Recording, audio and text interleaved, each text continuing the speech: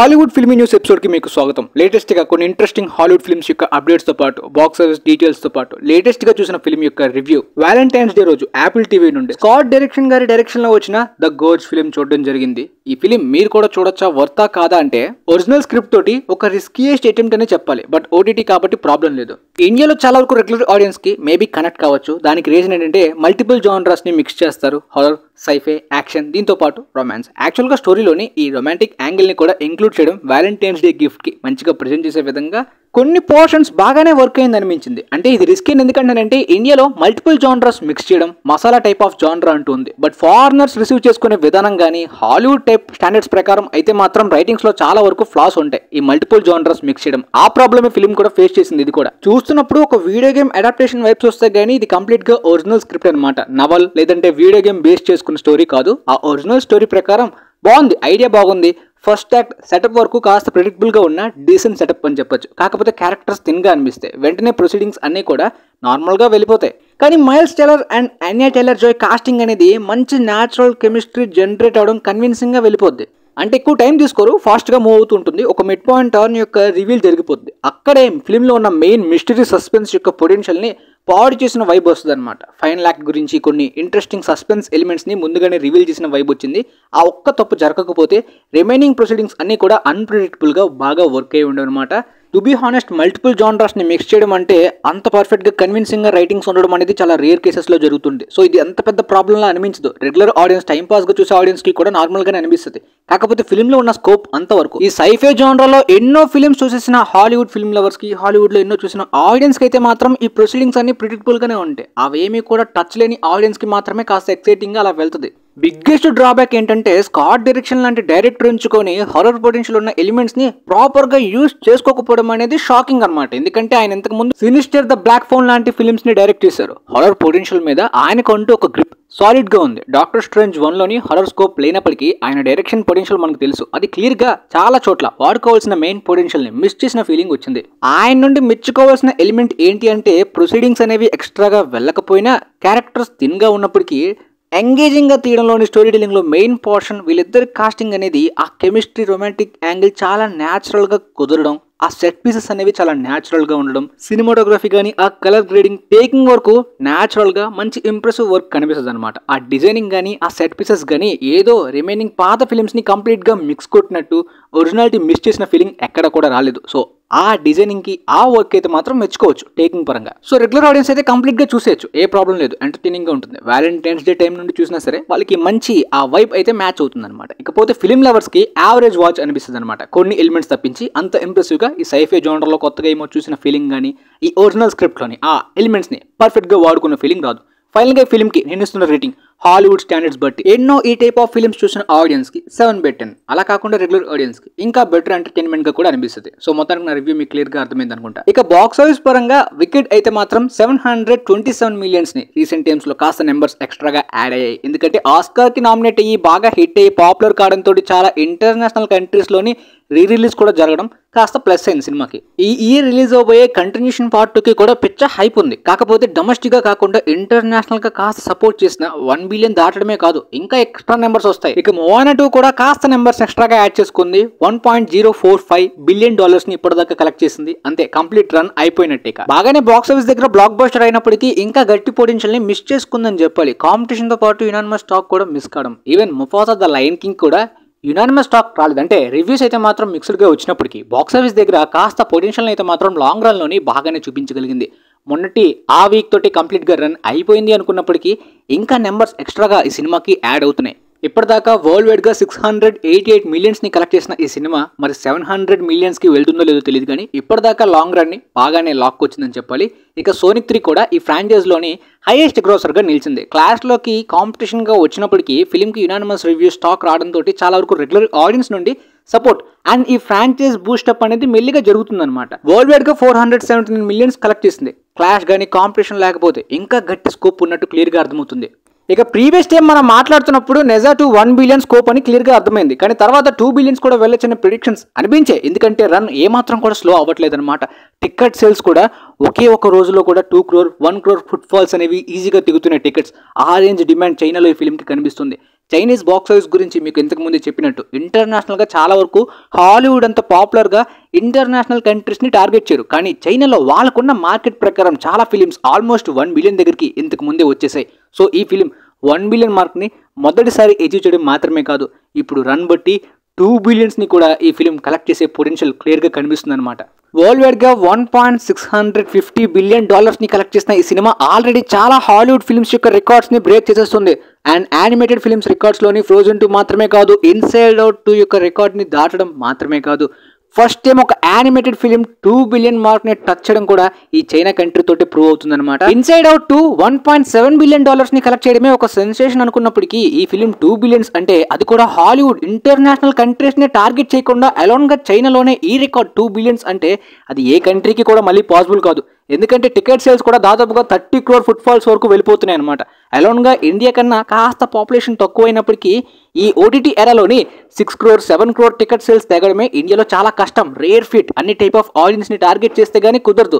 అలాంటిది ఒక యానిమేటెడ్ జానర్కి ఈ రేంజ్ డిమాండ్ అనేది ఇండియాలో అసలు అసాధ్యమే. ఎందుకంటే ఇది జానరా బేస్డ్ ఫిల్మ్. యానిమేటెడ్ జానరాకి ఇంటర్నేషనల్ గా ఏ రేంజ్ మార్కెట్ ఉందో హాలీవుడ్ ఫిల్మ్స్ ద్వారా మనం చూసాం. కాకపోతే ఇప్పుడు చైనా కూడా అలోన్ గా వాళ్ళ కంట్రీలోనే చూపిస్తుంది. ఒక కంట్రీలోనే 1 బిలియన్ కొట్టడమే అసాధ్యం అనుకుంటే ఓన్ కంట్రీలోనే $2 బిలియన్ అంటే చాలా పెద్ద సెన్సేషన్ అనమాట. టైటానిక్ ప్రపంచవ్యాప్తంగా 40 crore ఫుట్ఫాల్స్ దాటి, దాంతోపాటు ఇప్పుడు ఈ ఫిలిం అలోన్ గా వాళ్ళ కంట్రీలోనే 30 crore ఫుట్ఫాల్స్ టికెట్ సేల్స్ అవుతున్నాయి. హారర్ జానర్లో వచ్చిన కంపానియన్ ఫిల్మ్ కి రివ్యూస్ చాలా బాగున్నాయి. లాంగ్ రన్ లోని ఫిలిం బాగా ఆడుతుంది. 34 మిలియన్స్ కలెక్ట్ చేసి ఆల్రెడీ ప్రాఫిట్స్ లోకి ఎంటర్ అయిపోయింది. అండ్ డాగ్మెన్ ఫిల్మ్ కూడా ప్రాఫిట్స్ వచ్చేసాయి, 87 మిలియన్స్ దాటింది. ఇక A24 వాళ్ళ నుండి లిమిటెడ్ రిలీజ్ ఉండడం అనేది కామన్ అనమాట. క్రిస్మస్ టైంలో కంప్లీట్ గా క్లాషెస్ ఉన్న టైంలో చాలా బిగ్ ఫిల్మ్స్ వచ్చాయి. టిమ్తి చాలమే గారి ఏ కంప్లీట్ అన్నోన్ ఫిలిం బాగా లిమిటెడ్ రిలీజ్ జరిగింది A24 వాళ్ళ నుండి. కానీ ఫిలిం కి ఆయన యాక్టింగ్ కి అక్లైమ్డ్ రివ్యూస్ వస్తున్న అద్భుతమైన రెస్పాన్స్ వలన ఇప్పటిదాకా ప్రపంచవ్యాప్తంగా 104 మిలియన్స్ లాంగ్ రన్ లో లిమిటెడ్ గానే అలా కంటిన్యూ అవుతుంది సినిమా. ఆస్కార్ కి కూడా నామినేట్ అవడం ఆయన యాక్టింగ్ కి.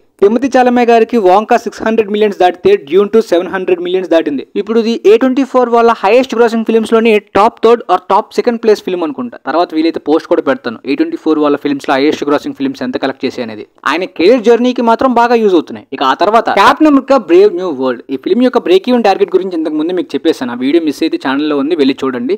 సో ఇప్పటిదాకా ఓపెనింగ్ వీకెండ్ ప్రపంచవ్యాప్తంగా 192.4 మిలియన్స్ కలెక్ట్ చేసిన ఈ సినిమా కొద్దిగా క్వాంటమ్ మేనియా కన్నా లో అని చెప్పుకోవాలి. కాబట్టి సెకండ్ వీకెండ్ కూడా బిగ్గెస్ట్ డ్రాప్ చూడొచ్చు. ఎందుకంటే అమెరికాలో కూడా రెస్పాన్స్ అస్సలు బాగాలేదు. క్రిటిక్స్ రివ్యూస్ ఆల్రెడీ నెగిటివే, ఆడియన్స్ రెస్పాన్స్ కూడా మిక్స్డ్. సో ఫైనల్ రన్ లోని క్వాంటమ్ మేనియా కన్నా సెకండ్ వీకెండ్ బిగ్గెస్ట్ డ్రాప్ చూసి అంత పెద్ద లాస్ కాదు, కానీ ఈ ఫిలిం కూడా లాస్ పెట్టేలాగే. అంటే పక్కాగా లాస్ ఫిక్స్ అయిపోవచ్చు, కానీ క్వాంటమ్ మేనియా బడ్జెట్ చాలా ఎక్కువ కాబట్టి చాలా పెద్ద లాస్ పెట్టింది. ఇది మరీ అంత పెట్టకపోవచ్చు. ఇక బాక్స్ ఆఫీస్ అయిపోయింది. ఫిల్మీ అప్డేట్స్ విషయానికి వస్తే అవతార్ 2 ఫస్ట్ లుక్స్ గురించి ఆల్రెడీ నేనైతే ఇన్స్టాలో పోస్ట్ పెట్టేశాను. కానీ ఇన్స్టా ఫాలో అవ్వని వాళ్ళకి క్లారిటీ ఏంటంటే చాలా వరకు ఈ ఫిల్మ్లో అయితే మాత్రం ఎయిర్ బోర్న్, వాటర్ బోర్న్ యొక్క యాక్షన్ సీక్వెన్సెస్ ఉండబోతున్నాయి అంట.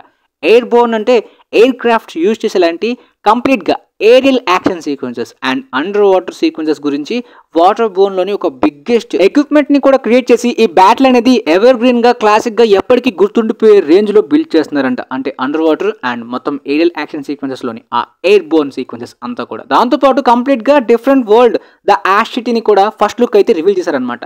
ది యాష్ సిటీ అనేది కంప్లీట్ గా యాష్ కలర్ లోని, గ్రే కలర్ లోని కంప్లీట్ గా బ్లాక్ అండ్ వైట్ ఫీల్ వచ్చేలాంటి డిఫరెంట్ వరల్డ్ లాంటిది. అంటే డ్యూన్ లోని హార్కోనన్స్ ప్లానెట్ ని బ్లాక్ అండ్ వైట్ లో చూపించినట్టు. సో ఈ విధంగా ఈ లుక్స్ తోటి ఫిలిం మీద హైప్ ని అలా పెంచుతున్నారు జేమ్స్ కెమెరాన్ గారు. ఇక upcoming HBO Max Harry Potter series గురించి డంబుల్డోర్ కాస్టింగ్ రీసెంట్ గా జరిగింది. జాన్ లిథ్గో గారు కాస్టింగ్ లోని డంబుల్డోర్ పాత్ర గురించి తీసుకోబడ్డారు అనమాట. రీసెంట్ గా ఈ పాత్ర గురించి ఎన్నో మంది యాక్టర్స్ ని కన్సిడర్ చేశారు. మార్క్ రైలన్స్ గారిని కూడా కన్సిడర్ చేశారు. మాక్సిమం ఆయనే తీసుకుంటారు అనుకున్నప్పటికీ ఇప్పుడు ఇలా ప్రస్తుతానికి అయితే ఫైనల్ టాక్స్ అంటున్నారు. మరి ఇక ఈ క్యారెక్టర్స్ కన్నా చాలా మంది రిప్లేస్మెంట్ లో కాస్టింగ్ ఎదురు చూసేది హ్యారీ పాటర్ గురించి, హెర్మోయినీ గురించి, రాత్ క్యారెక్టర్స్ గురించి. కానీ ఇంకా అది కన్సిడరేషన్ లో ఉన్నారు తప్పించి యాక్టర్స్ నేమ్స్ ఏమీ వినబడట్లేదు. అంటే ఇంకా కంప్లీట్ గా ఫిక్స్ కాలేదు, ఎవరిని కూడా టైం ఉండొచ్చు మేబీ. ఇక టకాషి గారు అయితే గాడ్జిల్లా -1 సీక్వెల్ కి సంబంధించిన రైటింగ్ అనేది మొదలు పెట్టారు అనమాట. ఆల్రెడీ మొదటి స్టార్టింగ్ స్టేజ్ లో ఉందని చెప్పి రీసెంట్ గా తెలిపారు. అయితే ప్రీవియస్ పార్ట్ కన్నా ఈ ఫిలిం బడ్జెట్ ఎక్కువగా ఉండబోతుందని చెప్పారు. ప్రీవియస్ గాడ్జిల్లా -1 కేవలం $15 మిలియన్ లో మాత్రమే తీశారు. అంటే ఆల్మోస్ట్ 150 crores కన్నా తక్కువే. కానీ ఆ ఫిలిం హాలీవుడ్ ఫిల్మ్స్ ని కూడా బీట్ చేసి ఆస్కార్ ని విన్ అయింది. మరి ఈ పార్ట్ 2 అంతకన్నా కాస్త బడ్జెట్ 15 మిలియన్ కన్నా కాస్త ఎక్కువ పెడతారు. ఎందుకంటే ఎక్స్ట్రా ఎలిమెంట్స్ ఉండబోతున్నాయి. ఆ క్లిఫ్ హ్యాంగర్ గురించి ఆల్రెడీ ఫిలిం ఎక్స్ప్లెయిన్ చేసి మన ఛానల్లో పెట్టాను కదా, చూద్దాం మరి ఈసారి ఏ విధమైన సెన్సేషన్ క్లాసిక్ ఫిలిం ని అందిస్తారు. ఇది చూసిన మాన్స్టర్ రైటర్స్ కానీ డైరెక్టర్స్ మారాలి, చాలా నేర్చుకోవాలి వాళ్ళైతే వీళ్ళ నుండి. ఇక upcoming mission impossible the final reckoning అనేది కంప్లీట్ గా ఫ్రాంచైజ్ కి ఎండింగ్ అన్నట్టు చెప్పలేను. అంటే చాలా మంది కంటిన్యూషన్ ఉండొచ్చు, లైక్ క్యారెక్టర్ రిప్లేస్మెంట్ కాస్టింగ్ ఉండొచ్చు అని అందరూ ప్రిడిక్ట్ చేశారు. కానీ మీరు ఫిలిం చూసి తెలుసుకోవాలి అదేంటనేది నేను చెప్పలేను అంటున్నారు టామ్ క్రూజ్. ఇక ఇనారిటో గారితో ఈ జూడీ ఫిలిం యొక్క ప్లానింగ్స్ ఆల్రెడీ ఉన్న విషయం మనకు తెలిసిందే. షూటింగ్ స్టార్ట్ అవ్వచ్చు, నెక్స్ట్ ఇయర్ కి కంప్లీట్ గా ప్లాన్ చేసుకున్నారు. ఆ ఫిలిం తో పాటు ఇంకొక ఫిలిం కూడా షూటింగ్ లో నేను జాయిన్ అవుతున్నాను అన్నారు, కానీ టైటిల్ అనౌన్స్ చేయలేదు, దాని గురించి చెప్పలేదు. మేబీ అది టామ్ క్రూజ్ గారి సూపర్ న్యాచురల్ ఫిల్మ్ అయినా ఆ డీపర్ ఫిల్మ్ అయి ఉండాలి, లేదంటే బ్రాడ్ స్వార్డ్ ఫిల్మ్ అయి ఉండాలి. చూద్దాం మరి. ప్రస్తుతానికి ఆయన లైనప్ అయితే అప్కమింగ్ గా చాలా ఫిల్మ్సే ఉన్నాయి.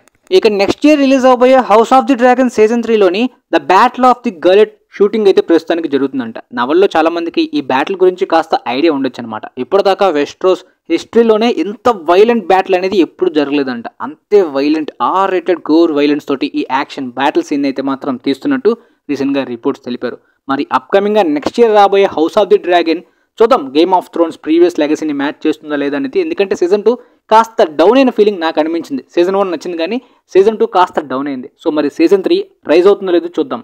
ఇక pirates of the Caribbean 6th part reboot కాదు, కంప్లీట్గా కంటిన్యూషన్ అన్నట్టు కాదు, కానీ కాస్త వరకు సాఫ్ట్ రీబూట్ లాంటిది. ఈ ప్లాట్ ఏ విధంగా ఉండబోతుందో, ప్లానింగ్స్ ఏ విధంగా ఉంటున్నాయో, లీక్ అయిన ఆ 2 ప్లాట్స్ స్క్రిప్ట్స్ గురించి అయితే వీడియో ఆల్రెడీ మన ఛానల్లో చేశాను కదా. సో ప్రస్తుతానికి అయితే మాత్రం అదే విధంగా వెళ్తున్నట్టున్నారు. జాక్ స్పారో క్యారెక్టర్లోని జానీ డెప్ గారు తిరిగి రాబోతున్నట్టే, ప్రస్తుతానికి షూటింగ్లో జాయిన్ అవుతున్నట్టే రిపోర్ట్స్ చెప్తున్నాయి. అవును, ఆయనతో పాటు మార్గో రోబీ కూడా జాయిన్ అవుతున్నారంట. యాక్చువల్గా ఆమె ఇంతకు ముందు ఫీమేల్ జాక్ స్పారోగా రీబూట్ని ప్లాన్ చేసిన ప్రాజెక్ట్లోని ఆమె ఫీమేల్ జాక్ స్పారో క్యారెక్టర్లో కనిపించబోతున్నట్టు న్యూస్ వచ్చింది. ఇప్పుడు సడన్ గా ఆమె కూడా జాయిన్ అవ్వడం ఏంటో it doesn't make any sense. కానీ లీక్ అయిన ఆ 2 స్క్రిప్ట్స్ ప్రకారం అయితే మాత్రం జాక్ స్పారో క్యారెక్టర్ తో పాటు ఆ మెయిన్ కనెక్షన్ లోని సీ గాడెస్ క్యారెక్టర్ కూడా ఉండబోతుంది కదా. మేబీ ఆ సీ గాడెస్ క్యారెక్టర్ కి జాక్ స్పారో కనెక్షన్ టైప్ లో ఫ్లాష్ బ్యాక్ పోర్షన్స్ ఏమైనా రీడెవలప్మెంట్ చేయడం గురించి మార్గో రోబీని కాస్టింగ్ చేస్తున్నారేమో అనిపిస్తుంది. మరి జస్ట్ థియరీ. అలానే ఆ స్క్రిప్ట్ ప్రకారం అయితే హెన్రీ టర్నర్ అండ్ కెరీనా స్మిత్ ఈ కపుల్స్ అయితే మాత్రం వాళ్ళ జర్నీని ఈ స్టోరీలో కంటిన్యూ చేస్తున్నట్టు చూపించారు 5th పార్ట్ తర్వాత. కాకపోతే ఇప్పుడు కాస్టింగ్ లో వీళ్ళిద్దరి గురించి క్లారిటీ లేదనమాట.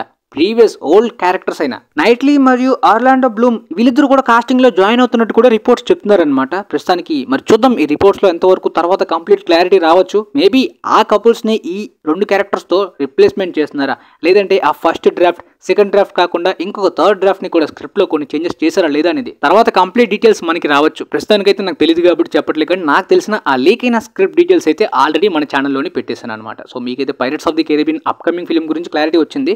అండ్ తర్వాత ఈ ఇయర్ లో మొదలవుతుందా షూటింగ్, లేదంటే ఎండింగ్ నెక్స్ట్ ఇయర్ అనే అప్డేట్స్ కూడా త్వరలోనే రావచ్చు. ఇక ద నోలన్ గారి ఒడిసీ ఫిల్మ్ కి సంబంధించి ఫస్ట్ లుక్ రివీల్ చేసేసారనమాట.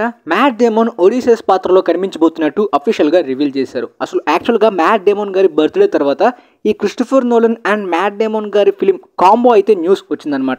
ఆ తర్వాతనే కాస్ట్ లో అదర్ మెంబర్స్ జాయిన్ అయ్యారు. కానీ రీసెంట్ గా కొన్ని పేజెస్ లైక్ మార్వెల్ పేజెస్ గానీ కొంతమంది టామ్ హాలండ్ పిఆర్ అనుకుంటా మరి టామ్ హాలండే లీడ్ అన్నట్టు మిస్లీడ్ చేస్తున్నారు. నా ఇన్స్టా పోస్ట్ ప్రకారం అయితే ఎప్పుడు కూడా ఇది మ్యాట్ డేమోన్ నోలన్ గారి ఫిల్మ్ అని వస్తున్న ప్రతి ఇన్ఫో ఇచ్చాను. కానీ కొన్ని మార్వెల్ పేజెస్ వదిలేయండి, వాళ్ళు ఎలానో టామ్ హాలండ్ మెయిన్ లీడ్ అంటారు. కాకపోతే కొన్ని పేజెస్ కూడా లైక్ ఫిల్మ్ పేజెస్ కూడా మేబీ పిఆర్ టైప్ లో పనిచేస్తాయి. ఆ విధంగా మెయిన్ లీడ్ అని చెప్పి కొద్దిగా మిస్లీడ్ చేశారు. దాంతో మన ఫాలోవర్స్ లో కూడా కొంతమంది అడిగారు ఇదేంటి bro Tom Holland main lead అని కొన్ని పేజెస్ లో చూసామని. ఇప్పుడు అందరికీ క్లారిటీ వచ్చింది అనుకుంటా. రీసెంట్ గా రెడ్లీ స్కాట్ గారి డైరెక్షన్ లోని మ్యాట్ డేమన్ గారి film the last dual film వచ్చింది కదా. మేబీ క్రిస్టోఫర్ నోలన్ గారికి ఆ లుక్ ప్రకారం ఈ హిస్టారికల్ పీరియడ్ వార్ డ్రామాకి సెట్ అవుతుంది అనిపించవచ్చు మ్యాట్ డేమన్ గారు. అండ్ ఒడిసియస్ పాత్రకి అంత మస్కులర్ ఉండక్కర్లేదు. రీసెంట్ టైమ్స్ లోని మ్యాట్ డేమన్ గారు కొద్దిగా ఫ్యాట్ అయ్యారు అనమాట అపెన్హైమర్ టైంలో. కానీ లాస్ట్ డ్యూయల్ కూడా రీసెంట్ గా వచ్చింది, ఫిట్ గా ఉంటారు అందులో. మొత్తానికి వెయిట్ తగ్గి ట్రాన్స్ఫర్మేషన్ లోని కొద్దిగా నార్మల్ గా అంటే ఒడిసియస్ మజిల్స్ ఉండవు అనమాట. అతనికి కొద్దిగా లీన్ గా ఉంటాడు. ఆ విధమైన లుక్ ని రెడీ చేశారు. కాకపోతే కొద్దిగా ఈ యారో బో ఫైట్ సీక్వెన్సెస్ గురించి మ్యాట్ డేమన్ గారు స్పెషల్ గా ట్రైన్ అవ్వాల్సిన అవసరం లేదు. అంటే జేసన్ బాండ్ ఫిల్మ్ అని కాదు, ద గ్రేట్ వాల్ ఫిల్మ్ గురించి ఈ యారో బో రిలేటెడ్ ఫైట్ సీక్వెన్సెస్ ఆల్రెడీ ఆయన ట్రైన్ అయిపోయారు. మళ్ళీ ట్రైన్ అవ్వాల్సిన అవసరం లేదు. ఇక పాస్ట్ మ్యాట్ డేమన్ గారి ఫిల్మ్స్ కాకుండా రీసెంట్ టైమ్స్ లో మార్షియన్ ఫిల్మ్ తో ఆస్కార్ కి నామినేట్ అయ్యారు. మళ్ళీ ఈ ఫిల్మ్ తో కూడా నామినేట్ అవ్వచ్చు. ఇక జాయింట్ సైక్లోప్స్ గురించి అయితే మాత్రం క్రిస్టోఫర్ నోలన్ గారు ఒక మెకానికల్ జాయింట్ పపెట్ ని తయారు చేస్తున్న విషయం ఈ న్యూస్ మీరు ఆల్రెడీ వినేసే ఉంటారు అనమాట.